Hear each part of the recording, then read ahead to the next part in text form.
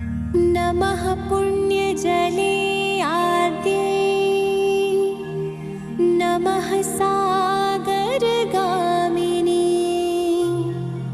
नमोऽस्तु ते ऋषिगणे शङ्करदेहनिः सृते।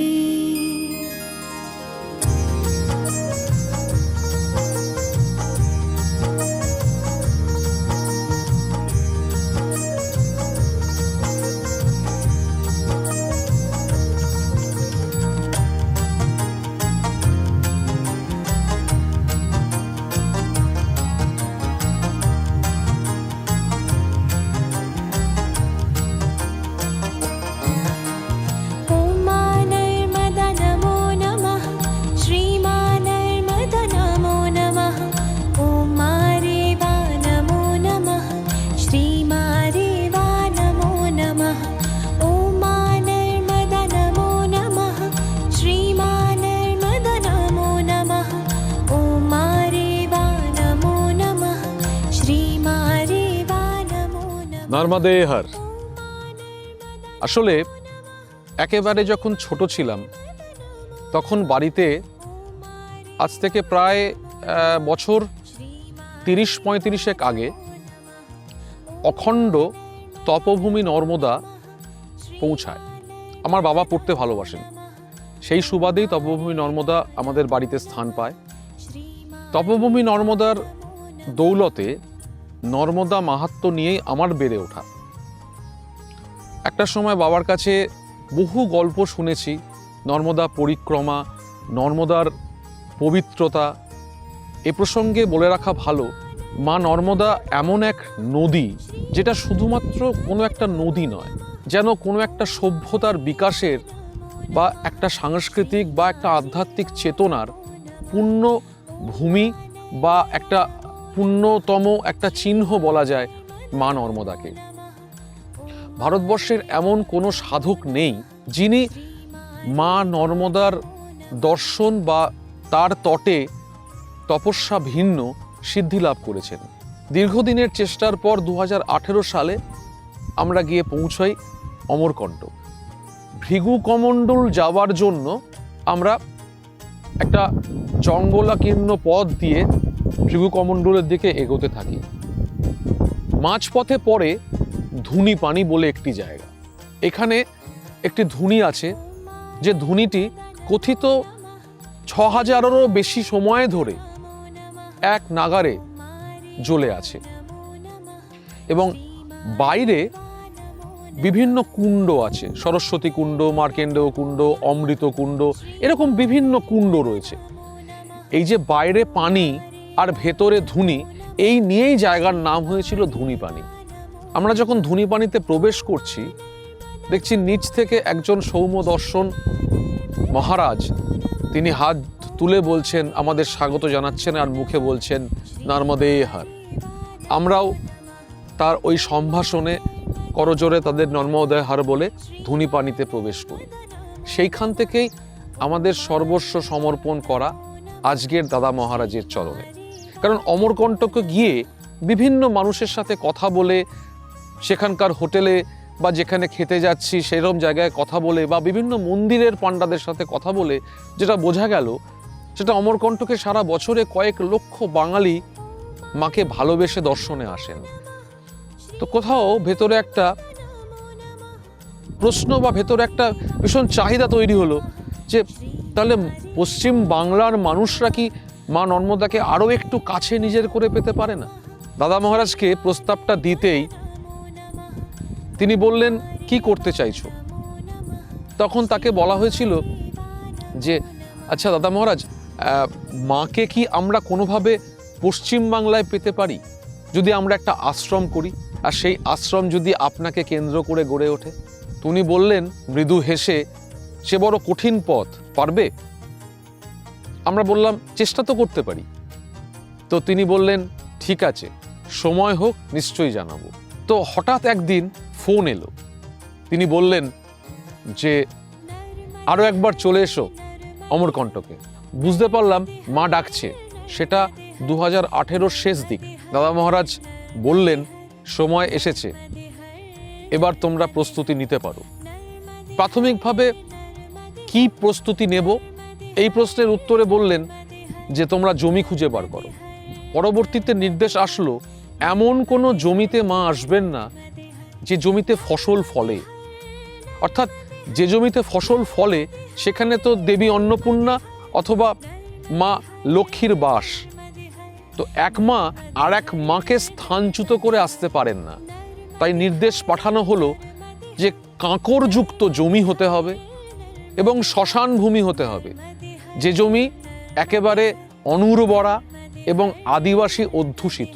পুরুলিয়ার অযোধ্যা পাহাড়ের কোলে দুটো জমি এবং বর্তমান রেবা কৃপাশ্রমের যে জায়গা, কালাপাথর গ্রামের এই যে জায়গা, এই তিনটে জায়গা প্রাথমিকভাবে আমরা নির্বাচন করলাম।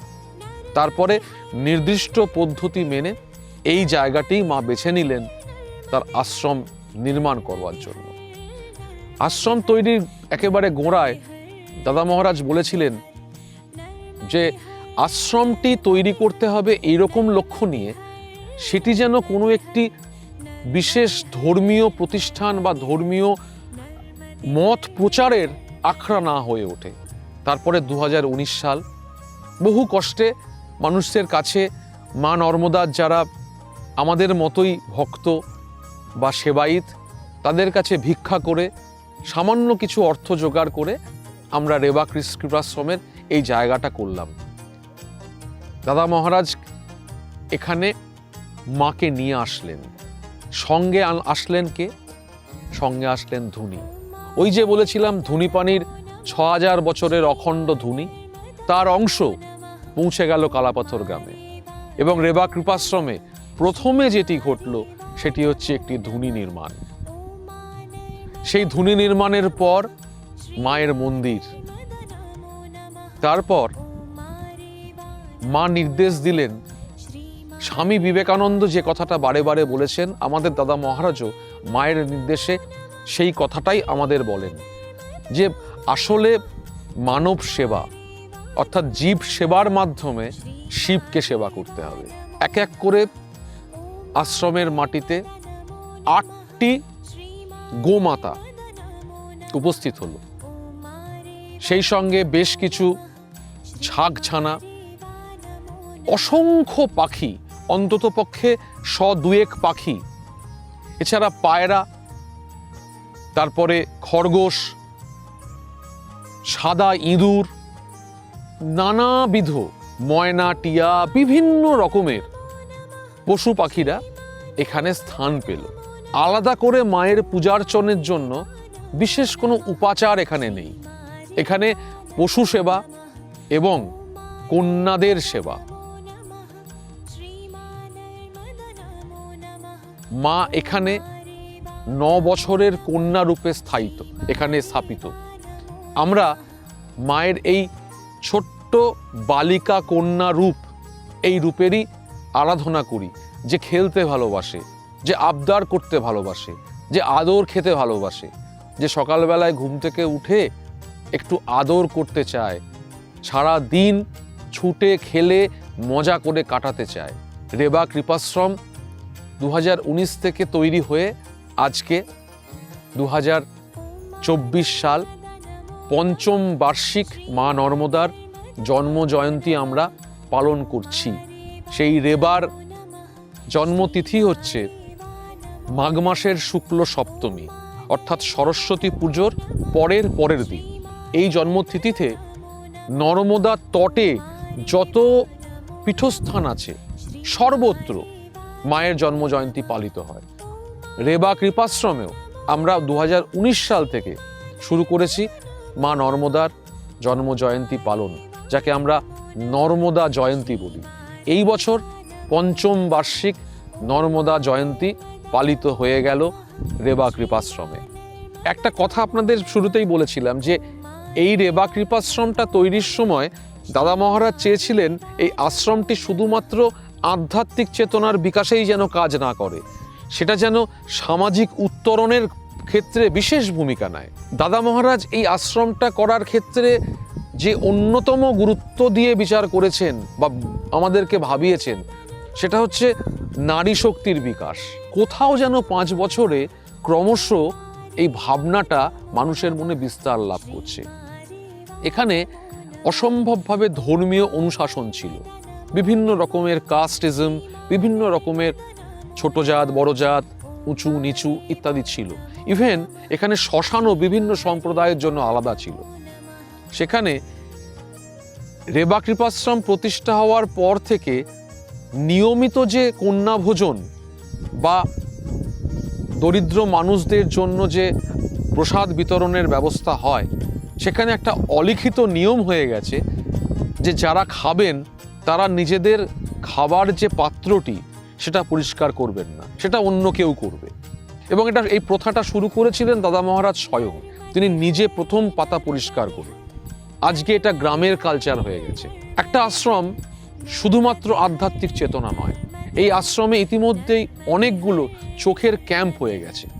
4 বছরের একটি বাচ্চার যার 2টি চোখই প্রায় নষ্ট হয়ে গিয়েছিল, সেই রকম একটি বাচ্চার চোখ, 2টি চোখই রেবা কৃপাশ্রমের ব্যবস্থাপনায় অপারেশনের ব্যবস্থা হয় এবং যার মাধ্যমে বাচ্চাটি বর্তমানে সুস্থ এবং তার দৃষ্টিশক্তি ফিরে এসেছে। এছাড়াও লায়ন্স ক্লাবস ইন্টারন্যাশনালের মতো সংস্থার সাথে সহযোগী হিসেবে রেবা কৃপাশ্রম এখানে বেশ কয়েকবার গড়ে তুলেছেন সার্ভিস মেলা, অর্থাৎ এখানকার মানুষদের যা প্রয়োজন সেই প্রয়োজনীয় জিনিস তুলে দেওয়া। 5ম বার্ষিক নর্মদা জয়ন্তীতে মায়ের এই জন্ম জয়ন্তীকে উদযাপন করবার জন্য জয়ন্তী মেলা প্রথম বর্ষের জন্য 7 দিন ব্যাপী একটা লাগাতার কর্মসূচি নেওয়া হলো। এই বছর জয়ন্তী মেলা মহা ধুমধামে 7 দিন ব্যাপী হলো। এখানে কলকাতা থেকে বিভিন্ন মানুষ এসেছিলেন, বিভিন্ন শিল্পীরা এসেছেন, পশ্চিমবঙ্গ সরকারের তথ্য সংস্কৃতি দপ্তর এগিয়ে এসছেন বহু শুভানুধ্যায়ী, এবং সর্বোপরি এখানকার তরুণ যারা গোষ্ঠী, সেই যুবগোষ্ঠী, তারা ভীষণভাবে এককাট্টা হয়েছেন। লাগাতার 1.5 মাস ধরে প্রায় 100 থেকে 120খানা গ্রামে তারা ভিক্ষার সংগ্রহ করেছেন, শুধু এই মেলাটাকে সাড়ম্বরে করে তুলবেন বলে। পাশে এসে দাঁড়িয়েছেন গোলাম ফকিরের মতো মানুষ, আরো বহু মানুষ। এই মেলা চলতে থাকুক। আপনাদের সকলকে বলা যে কখনো যদি আপনাদের মনে হয়, যদি সুযোগ পান, একবার ঘুরে যাবেন। মনে রাখবেন সরস্বতী পুজোর পরের দিনই মায়ের জয়ন্তী, আর এই জয়ন্তীকে কেন্দ্র করেই 7 দিন ব্যাপী মেলা চলে। আর জয়ন্তীর ঠিক পরের দিন, সেদিন হয় মহাভাণ্ডারা, প্রসাদ বিতরণ। এই বছর আনুমানিক 5000 মানুষ এখানে প্রসাদ পাবেন।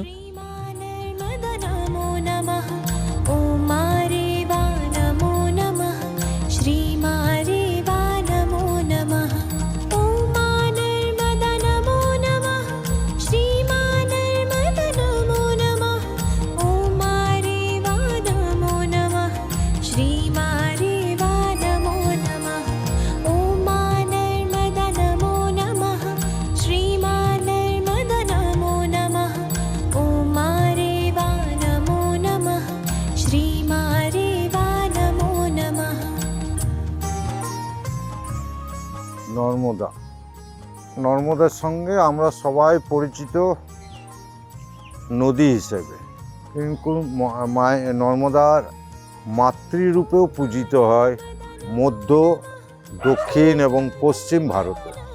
উত্তর এবং পূর্ব ভারতে গঙ্গা দেবী হিসেবে পূজিত হয়। গঙ্গার জল ছাড়া কোনো পুণ্য কাজ সিদ্ধ হয় না। সেই রকম মধ্যপ্রদেশ, ছত্তিশগড়, তেলেঙ্গানা, অন্ধ্রপ্রদেশ, গুজরাট, রাজস্থান এবং মহারাষ্ট্রের কিছু অংশে নর্মদার জল ছাড়া কোনো পুণ্য কাজ সম্পন্ন করা যায় না। আমরা জানি মহাদেবের জটার থেকে গঙ্গা নিঃসৃত হয়েছে, ঠিক সেই রকম মহাদেবের গলার থেকে নর্মদা দেবী নিঃসৃত হয়েছে। মহাদেবের দেহ নিঃসৃত 2 কন্যা, গঙ্গা আর নর্মদা। এই নর্মদা দেবী মধ্যপ্রদেশের অমরকণ্টকে উৎস। এবং সেখান থেকে বয়ে বয়ে প্রায় 1700 কিলোমিটার বয়ে গুজরাটে আরব সাগরের গিয়ে মিশেছে ভারুচ জেলায় মিঠি সরাই বলে একটি গ্রামে। এই নর্মদা দেবী নদী হিসেবে ভারতবর্ষে ব্যতিক্রমী নদী, এই জন্য যে সে পূর্ব দিককে নিশ্চিত হয়ে পশ্চিম দিকে বয়ে গেছে। প্রচুর মুনি ঋষি নর্মদার তটে তপস্যা করে গেছে এবং এটা কথিত আছে যে ভারতবর্ষের যে কোনো মুনি ঋষি, যে কোনো সন্ন্যাসী, সে যেখানেই শক্তির আরাধনা করুক, তার নিজস্ব শান্তির জন্য তাকে তার সাধন জীবনে একবার অন্তত নর্মদার তটে যেতেই হবে। এই কৃপাশ্রমে নর্মদাকে কোথাও দেবী বা ঠাকুর হিসেবে পুজো করি না আমরা, সে আমাদের আশ্রমের অঙ্গ। আমাদের আরও 10টা মানুষের মতো সেও একজন এই কৃপাশ্রম বংশেরই শরিক। তাকে নিয়ে হেসে খেলে আমরা দিন কাটাই। এই 5ম বর্ষীয় জয়ন্তী উৎসব আমরা যে উদযাপন করতে পারছি সেটা মায়ের দয়ায়, মায়ের কৃপাতে। আমরা শুধু চেষ্টা করে গেছি কোন রাস্তায় চলতে হবে, কিভাবে চলতে হবে, কখন চলতে হবে, এটা মাই ঠিক করে দিয়েছেন। আমরা শুধু সেই মায়ের কথাকে মান্যতা দিয়ে আমরা শুধু চেষ্টা করে গেছি, এগিয়ে গেছি আগে। এবং এই আশপাশে গ্রামে সব মানুষের সম্মিলিত ফল হচ্ছে, সম্মিলিত চেষ্টার ফল হচ্ছে এই জয়ন্তী মেলা। অমরকণ্টকে ধুনিপানিতে থাকতাম, নানা রকম কারণের জন্য মনে হয়েছিল যে মায়ের মহিমা বাংলাতেও প্রতিষ্ঠা করা দরকার আছে। অমরকণ্টকে যত ভ্রমণার্থী যায় তার 70% হচ্ছে বাঙালি। সবাই যায়, মাকে দেখে, কেউ ট্যুরিস্ট হিসেবে যায়, কেউ পুণ্যার্থী হিসেবে যায়, আর কেউ মাকে শুধু উপলব্ধি করতে যায়। মায়ের জলের রূপকে আনা আমাদের পক্ষে অসম্ভব ব্যাপার। তো মায়ের মাতৃরূপকে পশ্চিমবঙ্গের মাটিতে এনে প্রতিষ্ঠিত করব। হাজার হাজার মানুষ মায়ের দয়া লাভ করুক, এই ইচ্ছে মনে নিয়ে পশ্চিমবাংলায় যে আশ্রম গড়ে তোলা হবে, সকলের প্রচেষ্টাতে সেই আশ্রমের জায়গা নির্ধারণ করতে করতে অবশেষে আমরা এই কালাপাথর গ্রামে এসে পৌঁছই।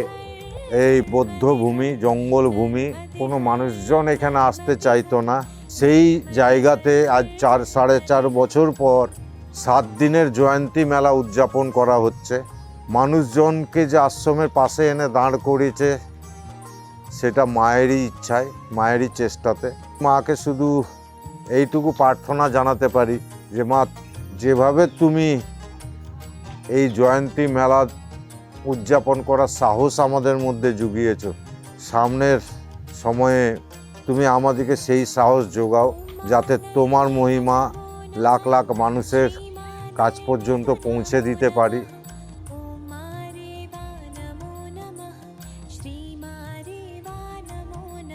মানেশ্বরকে লাভ করেছিলাম স্বপ্নে।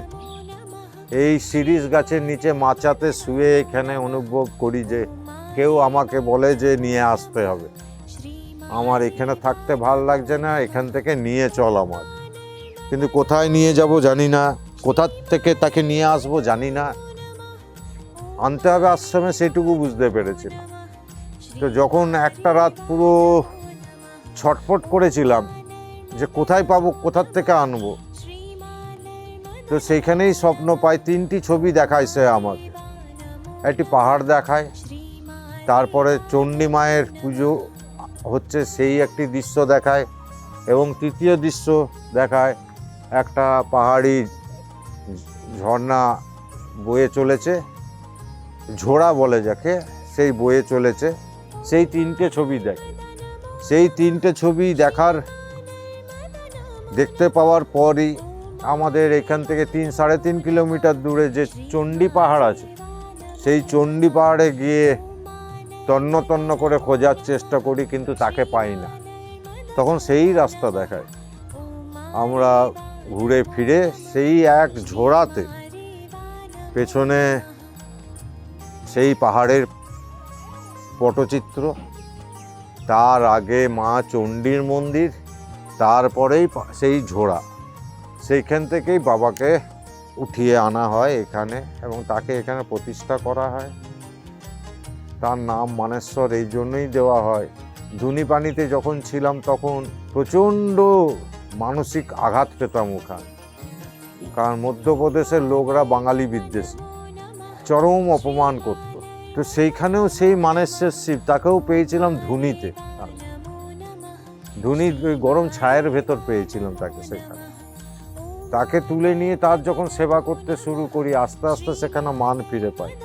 এইখানে আসার পরও সেই মানেশ্বরকে কোথাও খুঁজছিলাম। এখানেও একটা অনুভূতি কাজ করছিল যে এখানেও অপমানিত হতে হবে আমার। তো সেই অপমানিত হবার আগে বাবাকে এখানে লাভ করি, বাবাকে এখানে নিয়ে এসে প্রতিষ্ঠিত করি এবং এই প্রতিষ্ঠিত হওয়ার ফলে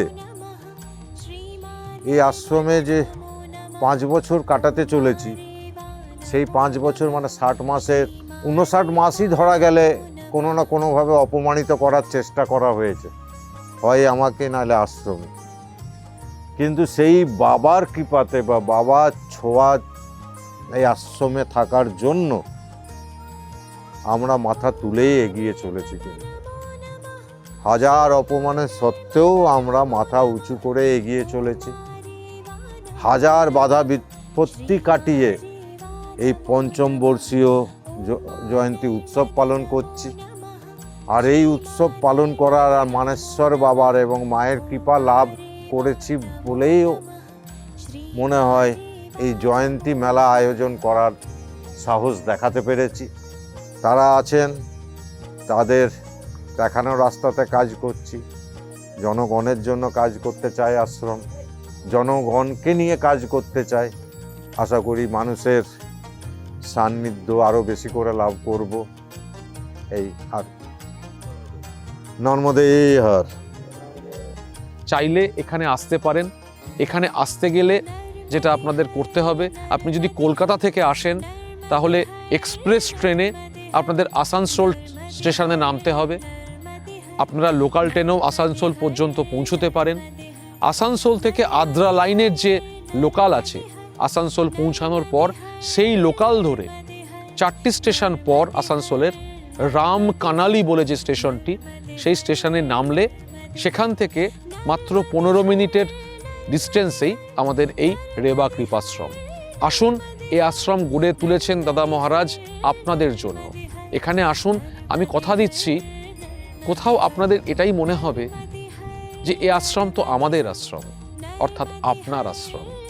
আসুন, দেখা হোক মায়ের সাথে। ভালো থাকুন। নর্মদে হর।